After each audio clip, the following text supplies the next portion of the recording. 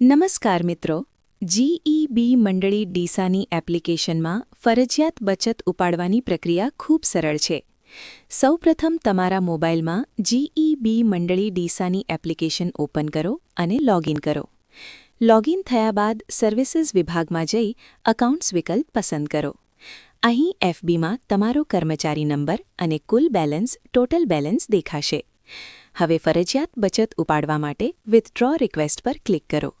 ત્યારબાદ એન્ટર અમાઉન્ટના બોક્સમાં ઉપાડવાની રકમ દાખલ કરો.